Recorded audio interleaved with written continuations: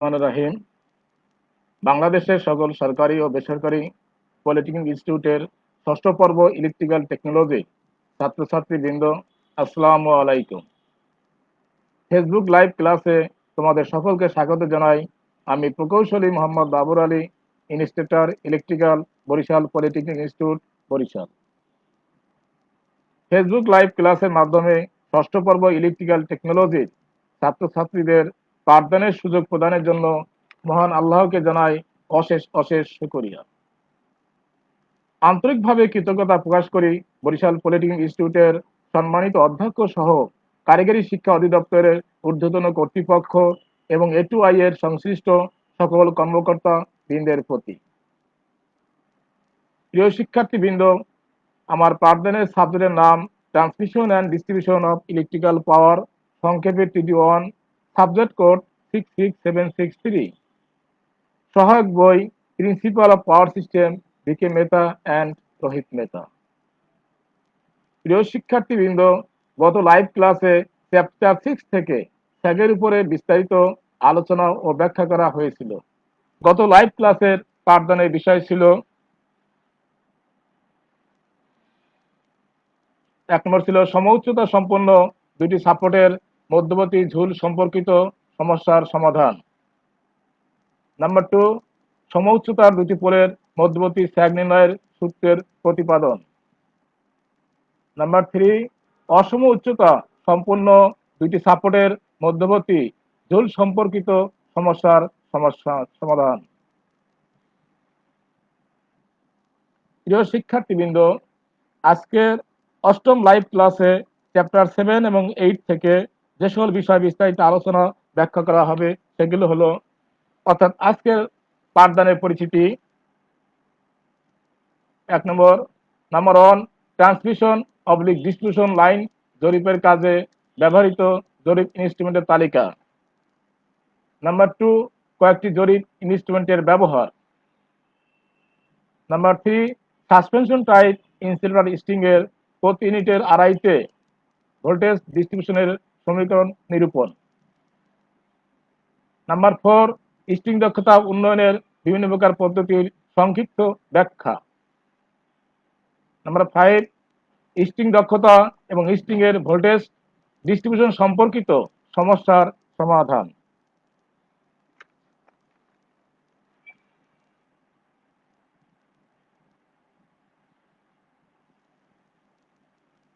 Transmission অথবা distribution line জরিপের কাজে ব্যবহৃত জরিপ ইনস্ট্রুমেন্টের তালিকা। জরিপ কাজে যে সকল ইনস্ট্রুমেন্ট এবং মালামাল ব্যবহৃত হয় সেগুলো হলো 1 নম্বর, চেন আবার 3 প্রকার, যথা A, Gunter chain 66 feet length, B, engineer chain 100 feet length, C, metre chain 20 metre length. 3 ধরনের চেন আছে। 2 নম্বর, T অবলিক বা অ্যারো, 3 কাঠের gauge, wooden peg, 4 ranging rod, 5 theodolite, 6 ওলন plumbing bob, 7 levelling instrument, 8 levelling staff, 9 dumpy level, 10 measuring tape. এখন দেখব কয়েকটি গুরুত্বপূর্ণ সার্ভেইং ইনস্ট্রুমেন্ট বা জরিপ যন্ত্রপাতির ব্যবহার। প্রথমে আসি চেনের ব্যবহার। নিম্নলিখিত কাজে চেন ব্যবহার করা হয়, যথা 1 নম্বর, পোল বা টাওয়ারের দূরত্ব মাপার জন্য। 2 নম্বর, স্টেশন চিহ্নিতকরণের কাজে। 3 নম্বর, সমকোণ অ্যালাইনমেন্টের কাজে। 4 নম্বর, ভূমি জরিপ কাজে। থিওডোলাইটের ব্যবহার। নিম্নলিখিত কাজে থিওডোলাইট ব্যবহার করা হয়। 1 নম্বর, স্যাগ বা ঝুল নির্ণয়ের কাজে। 2 নম্বর, কোণ মাপার কাজে। 3 নম্বর, দূরের বস্তু দেখার জন্য। 4 নম্বর, লেভেলিং এর কাজে। 5 নম্বর, কোন রেখার উপর বিন্দু স্থাপন, জরিপ রেখার প্রসারণ ও উচ্চতার তারতম্য নির্ণয়ের কাজে।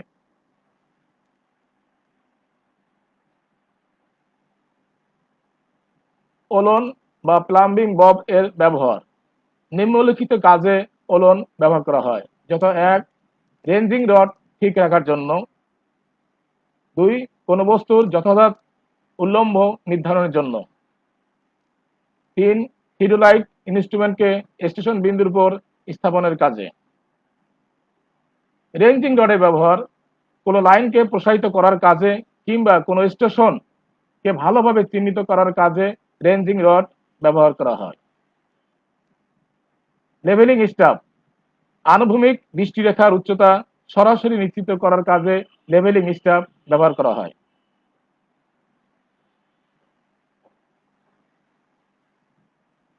প্রিয় শিক্ষার্থীবৃন্দ, এখন আমরা দেখব চ্যাপ্টার 8 থেকে সাসপেনশন ইনসুলেটরের ভোল্টেজ ডিস্ট্রিবিউশন।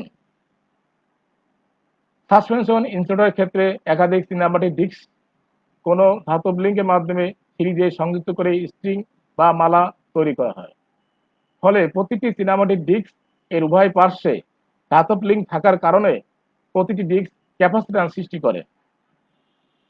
এই ক্যাপাসিট্যান্সকে মিউচুয়াল ক্যাপাসিট্যান্স বা সেলফ ক্যাপাসিট্যান্স বলে, যা সি দ্বারা প্রকাশ করা হয়। প্রতিটি ডিস্ককে ইউনিট হিসেবে বিবেচনা করা হয়। স্ট্রিং এর সর্বনিম্ন ডিস্ক বা ইউনিটটি লাইন পরিবাহীর সাথে এবং সর্ব উপরের ডিস্ক বা ইউনিটটি ক্রস আর্মের সাথে লাগানো থাকে। ক্রস আর্ম আবার স্টিলের টাওয়ারের মাধ্যমে ভূমি বা আর্থের সাথে সংযুক্ত থাকে।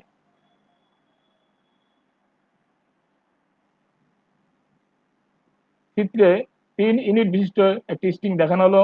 এখানে 3টে ইউনিট আছে, 1, 2, 3।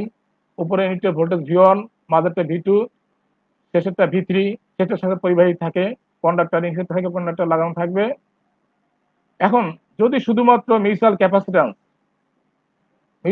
থাকতো, এই যে সি সি সি এগুলো মিউচুয়াল ক্যাপাসিট্যান্স বা সেল ক্যাপাসিট্যান্স, শুধুমাত্র মিউচুয়াল ক্যাপাসিট্যান্স থাকতো, তাহলে সবগুলো ডিস্কের মধ্যে একই চার্জিং কারেন্ট প্রবাহিত হতো, অর্থাৎ সব জায়গায় একই কারেন্ট আই প্রবাহিত হয়। তখন প্রতিটি ডিস্কের বিপরীতে সমান ভোল্টেজ কাজ করত, যা 2 নং চিত্রে দেখানো আছে। 2 নং চিত্রে দেখানো হচ্ছে যে একই কারেন্ট পাস করার কারণে প্রতিটি ডিস্কের আড়াইতে সমান ভোল্টেজ, অর্থাৎ মোট ভোল্টেজ ভি কে 3 ভাগে ভাগ করা হয়েছে, V3/V/3 এইভাবে 3 ভাগের 1 ভাগ প্রতিটি ইউনিটের ভোল্টেজ পাওয়া যেত, অর্থাৎ প্রতিটি ডিস্কের ভোল্টেজ থাকতো সমান। কিন্তু বাস্তবে ডিস্কের ধাতব অংশ এবং টাওয়ার বা আর্থের মধ্যে আরেকটি ক্যাপাসিট্যান্স সৃষ্টি হয়, যাকে শান্ট ক্যাপাসিট্যান্স বলে, যা 3 নং চিত্রে C1 দ্বারা চিহ্নিত করা হয়েছে। কিন্তু বাস্তবে দেখা যাচ্ছে যে এই টাওয়ারের সাথে ডিস্কের আরেক ধরনের ক্যাপাসিট্যান্স সৃষ্টি হয়, এটা শান্ট ক্যাপাসিট্যান্স বা আর্থ ক্যাপাসিট্যান্স, এটা C1 দ্বারা প্রকাশ করা হয়। এই জন্য ভোল্টেজ ভিন্ন ভিন্ন হয়। উপরে ইউনিট ভোল্টেজ V1, মাঝের V2, মাঝে V3। এই শান্ট ক্যাপাসিট্যান্স থাকার কারণেই ভোল্টেজের ডিফারেন্স দেখা যায়।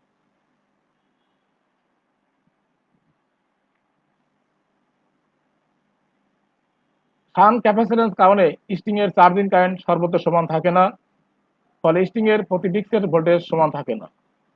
লাইন পরিবাহীর সবচেয়ে নিকটবর্তী ডিস্কে স্ট্রিং এর মধ্য দিয়ে সর্বাধিক চার্জিং কারেন্ট প্রবাহিত হয়। এ কারণে লাইন পরিবাহীর সবচেয়ে নিকটবর্তী ডিস্কে সর্বাধিক ভোল্টেজ থাকে। ডিস্কের নিচ থেকে যত উপরে যাওয়া যাবে, ডিস্কের ভোল্টেজ তত কমতে থাকবে। স্ট্রিং দক্ষতা, স্ট্রিং ইফিসিয়েন্সি।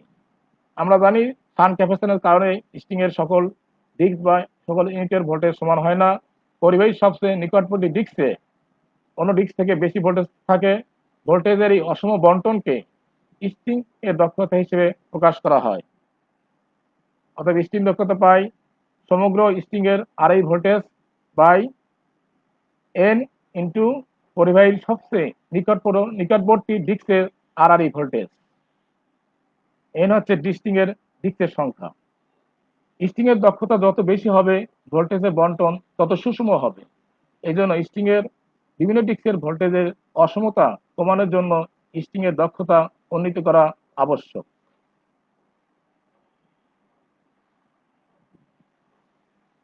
প্রিয় শিক্ষার্থীবৃন্দ, এখন আমরা আলোচনা করব স্ট্রিং এর দক্ষতা উন্নয়নের পদ্ধতি। প্রথমে আমরা দেখি স্ট্রিং এর দক্ষতা কেন উন্নয়ন করা হবে। আমরা জানি সাসপেনশন ইনসুলেটরের সকল ডিস্ক বা সকল ইউনিটের ভোল্টেজ বিভাজন সমান হয় না। সর্বাপেক্ষা বেশি ভোল্টেজ হয় পরিবাহীর সবচেয়ে নিকটবর্তী ডিস্কে, এবং এই ভোল্টেজ বন্টন ধীরে ধীরে কমতে কমতে সর্বাপেক্ষা কম হয় ক্রোসামের সবচেয়ে নিকটবর্তী ডিস্কে। যদি সবচেয়ে বেশি বৈদ্যুতিক চাপের ইউনিটটিতে অর্থাৎ লাইন পরিবাহীর সবচেয়ে নিকটবর্তী ডিস্কে ব্রেকডাউন বা ফ্ল্যাশওভার ঘটে, তাহলে অন্যান্য ইউনিটগুলিতে পরপর ব্রেকডাউন ঘটে। এই জন্য স্ট্রিংয়ের বিভিন্ন ইউনিটের ভোল্টেজ বন্টন সমান হওয়া দরকার, আর সে কারণে স্ট্রিংয়ের দক্ষতা উন্নীত করা আবশ্যক। স্ট্রিং দক্ষতা উন্নয়নের পদ্ধতি সমূহ: 1 নম্বর, লম্বা ক্রোসাম ব্যবহার করে। 2 নম্বর, ইনসুলেটর গ্রেডিং এর মাধ্যমে। 3 নম্বর, গার্ডরিং ব্যবহার করে বা ইউজিং গার্ডরিং। 4 নম্বর, কন্ডাক্টিং গ্লেস পদ্ধতি ইত্যাদি। মোটামুটি এই 4টি পদ্ধতিতে স্ট্রিং এর দক্ষতা উন্নয়ন করা যায়।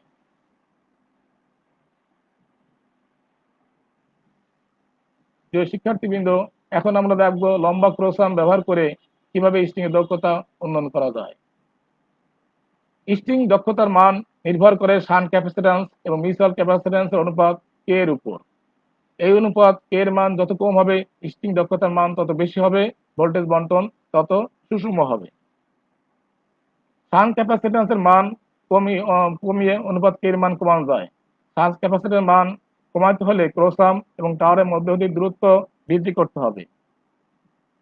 চিত্রে এটা ক্রোসাম, এখানে শান্ট ক্যাপাসিট্যান্স। যদি শান্ট ক্যাপাসিট্যান্স কমাতে পারি, তাহলে কে এর মান কমে যায়। কে এর মান কমলে ভোল্টেজ বন্টন সুষম হবে, দক্ষতা বেশি পাবে।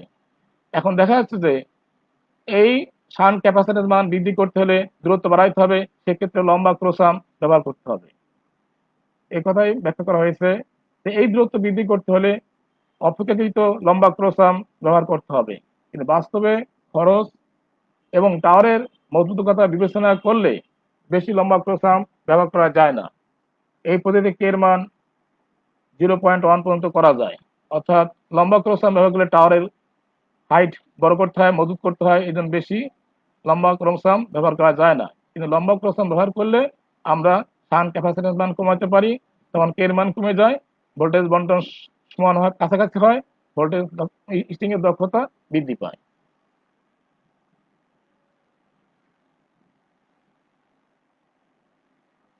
প্রিয় শিক্ষার্থীবৃন্দ, এখন আমরা দেখব গার্ডরিং ব্যবহার করে স্ট্রিং এর দক্ষতা কিভাবে উন্নয়ন করা যায়। গার্ডরিং ব্যবহার করে স্ট্রিং এর বিভিন্ন ইউনিটের ভোল্টেজের বন্টনকে সমতা করা যায়। গার্ডরিং হলো একটি ধাতব রিং যা লাইন পরিবাহীর সাথে বৈদ্যুতিকভাবে যুক্ত থাকে এবং নিচের দিকের ইনসুলেটর পাশে ঘেরা থাকে।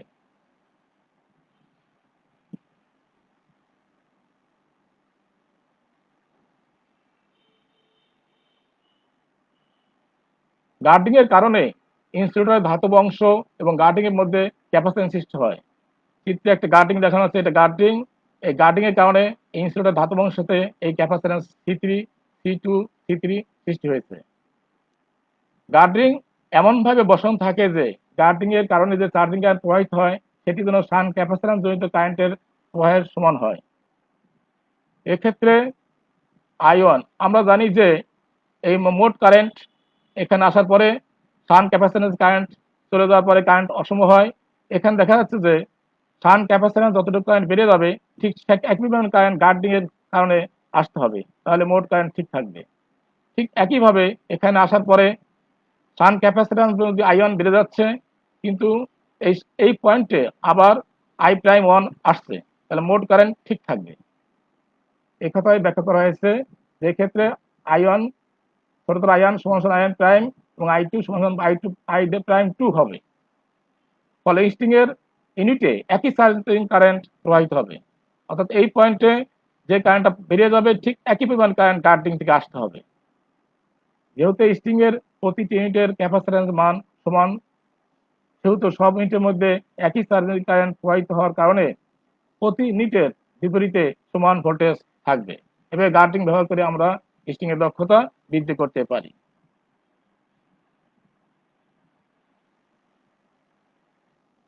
সাসপেনশন ইনসুলেটর স্ট্রিং এর প্রতি ইউনিটের আড়াই ভোল্টেজ ডিস্ট্রিবিউশনের সমীকরণ। চিত্রে 3 ইউনিট বিশিষ্ট একটি স্ট্রিং এর সমতুল্য বর্তনী দেখানো আছে, 1, 2, 3। এখানে C1 দ্বারা শান্ট ক্যাপাসিট্যান্স বা আর্থ ক্যাপাসিট্যান্স বোঝানো হয়েছে, আর C দ্বারা মিউচুয়াল ক্যাপাসিট্যান্স বা সেল ক্যাপাসিট্যান্স দেখানো হয়েছে। 3 ইউনিটের ভোল্টেজ, উপরের ইউনিটের voltage V1, V2, V3। C1 self capacitance বা mutual capacitance, C1 self capacitance বা মিউচুয়াল ক্যাপাসিট্যান্স, আর C1 শান্ট ক্যাপাসিট্যান্স বা আর্ক ক্যাপাসিট্যান্স। আমরা K সমান C1/C, অতএব C1 সমান K C। মনে করি V সমান লাইন ও আর্থের মধ্যকার ভোল্টেজ। ক্রোসাম থেকে বিবেচনা করলে ডিস্ক তিনটির আড়াইতে ভোল্টেজ হয় V1, V2, V3। আবার আমরা পাই V সমান V1 plus V2 plus V3। এখানে প্রতিটি নোড এতে কেসিএল কারশ্যাফস কারেন্টস ল, আগত কারেন্ট সমান নির্গত কারেন্ট। এখানে আগত কারেন্ট হচ্ছে I2, আর নির্গত কারেন্ট বড়তের I1 প্লাস ছোটতের I1। আমরা জানি ক্যাপাসিটরের কারেন্ট হবে ভোল্টেজ, ক্যাপাসিটর আড়াই ভোল্টেজ ওমেগা ইন্টু ওই ক্যাপাসিটরের মান, অর্থাৎ ভি ওমেগা সি। যেহেতু I2 এর আড়াই ভোল্টেজ হচ্ছে V2 omega capacitor C, বড়তের I1 এর আড়াই ভোল্টেজ V1 ওমেগা সি, ছোট হাতের I1 এর আড়াই ভোল্টেজ হচ্ছে V1। এইখান থেকে এই ভোল্টেজের V1, এখানে ওমেগা আর capacitor C1।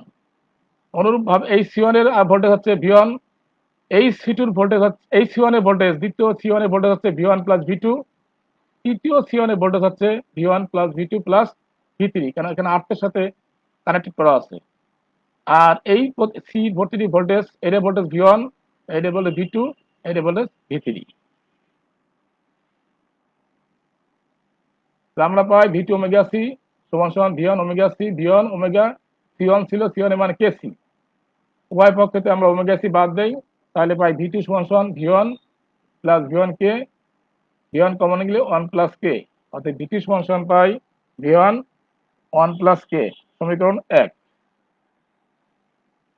Similarly note B তে যদি আমরা কেসিএল প্রয়োগ করি তাহলে পাই বড়তের I3 সমান বড়তের I2 প্লাস ছোটতের I2। এখন এখানে ভোল্টেজ হচ্ছে V3 ক্যাপাসিট্যান্স C, তাহলে V3 ওমেগা C, এইটার voltage V2 capacitance C, V2 omega C, আর এইটার ক্যাপাসিট্যান্স হচ্ছে C1, এই দ্বিতীয় ক্যাপাসিট্যান্সের ভোল্টেজ হচ্ছে V1 প্লাস V2, এই জন্য V1 প্লাস V2 দেখানো আছে। এটা আমি লিখে দিচ্ছি যে উপর থেকে দ্বিতীয় শান্ট ক্যাপাসিট্যান্স C এর আড়াই ভোল্টেজ হচ্ছে V1 প্লাস V2, সুতরাং এই কারেন্ট বের করার সময় ভোল্টেজ আসবে V1 প্লাস V2। তাহলে আমরা উভয় পক্ষ এখন C1 এর মান বসায় দেই, C1 এর মান KC বসানোর পর উভয় পক্ষ থেকে ওমেগা সি বাদ দেই, তাহলে থাকে V3 V2, এখানে V1 প্লাস V2 K। পরবর্তীতে V1 আলাদা করছি আর V2 আলাদা করে V2 কমন নেওয়া হয়েছে, তাহলে পাই K V1 plus V2 1 plus K। এখন আমরা আবার এই সমীকরণে এখানে V2 মান বসাইছি V1 1 প্লাস K, পরবর্তীতে V1 কমন নিলে থাকে 1 plus K into 1 plus K, এ প্লাস বি হোল স্কয়ার সূত্রে বসানোর পরে 1 plus twice K plus K square আসে। পরবর্তীতে আমরা এখান থেকে মোটটার উপরে V1 কমন নেই, তাহলে দেখেন K, এখানে 1 2K প্লাস K স্কয়ার, এখানে 2K plus K 3K 1 plus 3K plus K square, অতএব V3 সমান আসে V1 1 plus 3K plus K square, সমীকরণ 2।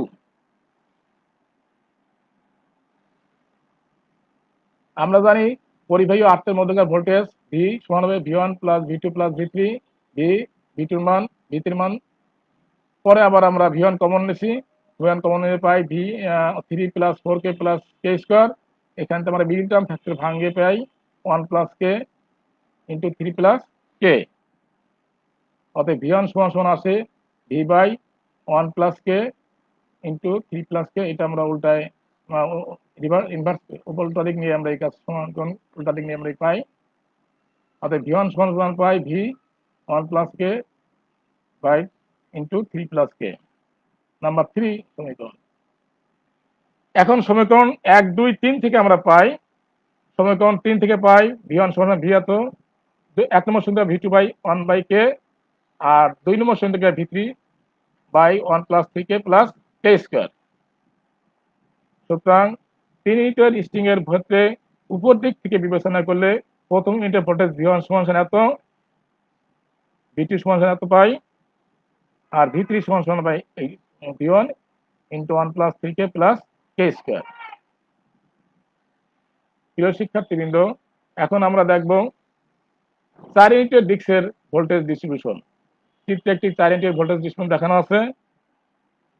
যেহেতু আমরা 3টা ইউনিটের ভোল্টেজ বের করছি বি পয়েন্ট, এখন আমরা সি পয়েন্টে 4 ইউনিটের ভোল্টেজ V4 বের করার জন্য সি পয়েন্টে কেভিএল প্রয়োগ করতে হবে, সি পয়েন্টে কেসিএল প্রয়োগ করতে হবে। চতুর্থ ডিস্কের আই ভোল্টেজ বের করার জন্য নোড সিতে কেসিএল প্রয়োগ করে পাই I4 সমান বড়তের I3 প্লাস ছোটতের I3। এটা সি নোড।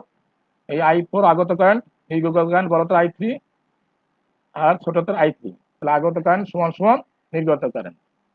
এখন আমরা I4 মান বসাই ওমেগা সি V4, I3 মান ওমেগা সি V3, আর I3 যেহেতু এই ক্যাপাসিট্যান্স কারেন্ট, এই ক্যাপাসিটরের ভোল্টেজ হচ্ছে V1 plus V2 plus V3। এটা লিখে দেওয়া হয়েছে যে উপর থেকে তৃতীয় শান্ট ক্যাপাসিট্যান্স C1 এর voltage V1 plus V2 plus V3। এখন আমরা বাই ওমেগা সি V4 সমান omega C V3 plus omega KC V1 plus V2 plus V3, এই C1 এর মান কেসি বসাই। উভয় পক্ষে তো ওমেগা সি বাদ দেই, তাহলে পাই V4 সমান V3 প্লাস কে V1 plus V2 plus V3। এখন আমরা ডান পাশে V3 মান, এখানে V3 মান, V2 মান, আবার V3 মান বসাই। এখানে দেখা যাচ্ছে যে ভিতরে কে আছে, V1 আছে আর বাইরে কে আছে। পরবর্তীতে আমরা কে ভিতরে নেব আর ভিতর থেকে V1 কমন নেব। আমরা সেটাই নিছি। এই পার্ট থেকে আছে, এই পার্ট থেকে V1 বাইরে আনা হচ্ছে আর ভিতরে কে দ্বারা গুণ করা হলো। অতএব এখানে V1, এখানে কে, এখানতে কে দ্বারা গুণ করছি K plus K square, K plus 3k square, আর K square plus into K cube. পরবর্তীতে আমরা এখানে এইটায় যোগ করছি একটা K3 পাই, আর K square 3k square 4k square plus K cube. পরবর্তীতে আমরা এই পুরোটার মধ্যে V1 কমন নেই, তাহলে পাই 1 plus 3k plus K square, এখান থেকে 3k plus 4k square plus K cube থাকে। এখন যদি আমরা যোগ করি তাহলে V4 সমান পাই V1 1 plus 6k plus 5k square plus K cube. V4 হচ্ছে লাইন পরিবাহীর সাথে সংযুক্ত ডিস্কের আরআরই ভোল্টেজ। প্রিয় শিক্ষার্থীবৃন্দ, যদি স্ট্রিং এর ডিস্কের সংখ্যা 5টি হয়, সেক্ষেত্রে উপর থেকে পঞ্চম ডিস্কের ভোল্টেজ হবে, অর্থাৎ লাইন পরিবাহীর সাথে সংযুক্ত ডিস্কের বিপরীত ভোল্টেজ হবে V5 সমান V1 1 plus 10k plus 15k square plus 7k cube plus k to the power 4। এটা V5 এর জন্য, আর V5 এর জন্য এই সমীকরণ। আর আগে আমরা V3 পর্যন্ত দেখাইছি, এই 5টা ইউনিট পর্যন্ত আমরা ভোল্টেজের ডিস্ট্রিবিউশন দেখালাম। প্রিয় শিক্ষার্থীবৃন্দ, এখন আমরা স্ট্রিং এর উপর দুটো সমস্যা দেখব। সমস্যা 1, 1 নম্বর সমস্যা, একটি 33 কেবি ওভার লাইনের পরিবাহী 3টি ডিস্কের মাধ্যমে ঝোলানো আছে। যদি আর্থ ক্যাপাসিট্যান্স মিউচুয়াল ক্যাপাসিট্যান্সের 1/8 গুণ হয়, তবে স্ট্রিং এর ভোল্টেজ বিভাজন এবং দক্ষতা নির্ণয় করো। এখন দেওয়া আছে সমাধান, এখন দেওয়া আছে লাইন ভোল্টেজ 33 কেবি, যেহেতু আমাদের ফেজ ভোল্টেজ লাগবে, অতএব স্ট্রিং এর আর এই ভোল্টেজ সমান ফেজ ভোল্টেজ 33/√3 ভাগ করে পাই 19.05 কেবি। আর দেওয়া আছে আর্থ ক্যাপাসিট্যান্স মিউচুয়াল ক্যাপাসিট্যান্সের 1/8 গুণ, অতএব কে সমান 1/8 ভাগ করে পাই 0.125 এর মান। যেহেতু 3টি ডিস্ক আছে, সেহেতু V1 V2 V3 যথাক্রমে সবচেয়ে উপরের, মাঝের এবং নিচের ডিস্কের আরআই ভোল্টেজ বিবেচনা করতে পারি। আমরা জানি V2 সমান V1 ইন্টু 1 প্লাস কে, এখানে কে এর মান বসিয়ে পাই 1.125 V1। আবার V3 সমান V1 1 plus 3k plus K square, এখানে কে এর মান বসিয়ে পাই 1.39 V1। আবার আমরা জানি এই 3টা ভোল্টেজ যোগ করলে মোট ভোল্টেজ V পাবো, অর্থাৎ V1 plus V2 plus V3 সমান V2 মান বসানো হয়েছে, V3 মান এটা। পরবর্তীতে আমরা এই 3টার মধ্যে V1 কমন নিলে পাই 1 প্লাস 1.125 প্লাস 1.39 সমান সমান 19.05। এটা যোগ করে আসে 3.515 V1 সমান 19.05। এখান থেকে V1 আসে 5.42 কেবি। যেহেতু V1 পেয়ে গেছি আমরা, এখন আমরা V2 সমান সমান পাই 1.125 V1 এর মান বসালাম, বসায় গুণ করে পাই 6.09975 কেবি। সিমিলারলি V3 আসে 1.395 V1, এখানে V1 এর মান বসানোর পর আসে 7.5338 কেবি।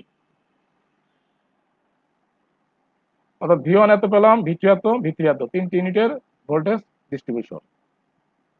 এখন আমরা জানি string efficiency, percentage string efficiency, string এর ভোল্টেজ বাই ডিস্কের সংখ্যা গুণ পরিবাহীর সর্বনিম্ন নিকটবর্তী ডিস্কের ভোল্টেজ ওভারঅল গুণ 100। যেহেতু পার্সেন্টেজ করা হয়েছে এই জন্য 100 দিয়ে গুণ করা হবে। স্ট্রিং এর ভোল্টেজ অর্থাৎ ফেজ ভোল্টেজ 19.05, ডিস্কের সংখ্যা 3 দেওয়া আছে, আর নিকটবর্তী ডিস্ক মানে V3 ভোল্টেজ 7.5338। এটা গুণ ভাগ করে পাই 84.286%। অর্থাৎ পার্সেন্টেজ স্ট্রিং এফিসিয়েন্সি দাঁড়ায় 84.286। সমস্যা 2, একটি 3 ফেজ ওভারহেড লাইনের 3 ইউনিটের স্ট্রিং আছে। প্রথম ও দ্বিতীয় ইউনিটের আড়াইটে ভোল্টেজ 8 কেবি এবং 11 কেবি হলে নির্ণয় করো লাইন ভোল্টেজ এবং স্ট্রিং এর দক্ষতা। এখন ডিস্ক আছে 3টা, ভোল্টেজ 3টা হবে V1, V2, V3। প্রথম ইউনিটে ভোল্টেজ V1 দেওয়া আছে 8 কেবি, দ্বিতীয়টা V2 11 কেবি। বের করতে হবে V3, তারপর V1 plus V2 plus V3 যোগ করলে V পাবো, ওই V কে আমরা √3 গুণ করলে লাইন ভোল্টেজ পাবো। এখন V3 বাই করার জন্য আমার কে বাই করতে হবে। সমাধান, ডিস্কের সংখ্যা n সমান 3, V1 এত, V2 এত। আমরা জানি V2 সমান সমান V1 1 প্লাস কে। এখানে আমরা কে এর মান বের করার জন্য আমরা বাম পাশে এটা আনছি, এটা মানলাম। এখান থেকে 1 প্লাস কে সমান সমান পাই V2 বাই V1। এখানে V2 V1 এর মান বসানোর পর কে এর মান পাই 0.375। যেহেতু কে পাওয়া গেছে, এখানে V1 দেওয়া আছে, অতএব আমরা V3 সহজে বের করতে পারবো। আমরা জানি V3 সমান সমান V1 1 plus 3k plus k square. এখানে V1 এর মান, কে এর মান বসিয়ে পাই 18.125 কেভি।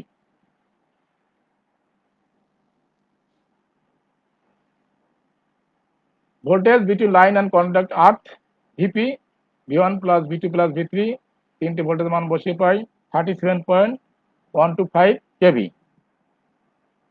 অথবা লাইন ভোল্টেজ হবে √3 গুণ ফেজ ভোল্টেজ, এটা গুণ করে পাই 64.3 কেভি। স্ট্রিং এফিসিয়েন্সি আমরা সংক্ষেপে লিখছি VP by n into VN into 100%। n হচ্ছে নাম্বার অফ ডিস্ক, এখানে ভিপি ডিস্ক 3, এই জন্য 3 হবে, V3 হবে।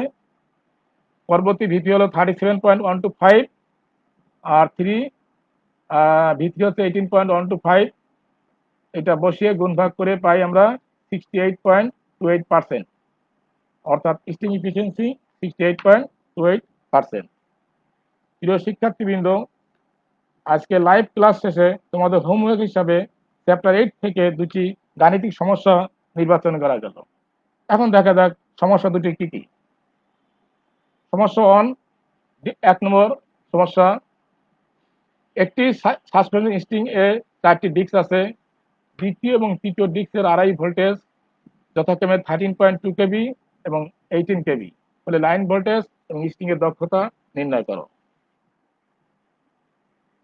2 নম্বর সমস্যা, 3 ইউনিটের একটি ইনসুলেটর স্ট্রিং এর নিরাপদ কার্যকরী ভোল্টেজ 15 কেভি। প্রতি ইউনিটের নিজস্ব ক্যাপাসিট্যান্স এবং শান্ট ক্যাপাসিট্যান্সের অনুপাত 5:1 হলে স্ট্রিং এর সর্বোচ্চ কার্যকরী ভোল্টেজ এবং স্ট্রিং এর দক্ষতা নির্ণয় করো। প্রিয় শিক্ষার্থীবৃন্দ, আগামী লাইভ ক্লাসে চ্যাপ্টার 9 এবং 10 থেকে যে সকল বিষয়ে পাঠদান করা হবে সেগুলো হলো, অর্থাৎ আগামী লাইভ ক্লাসের পাঠ পরিস্থিতি। নাম্বার 1, ওভারহেড ট্রান্সমিশন লাইনের করোনা সম্বন্ধে ধারণা। নাম্বার 2, করোনার প্রতিক্রিয়া সমূহ ব্যাখ্যা করতে হবে। নাম্বার 3, যেসব বিষয়ের উপর করোনা নির্ভরশীল, ফ্যাক্টরস এফেক্টিং করোনা।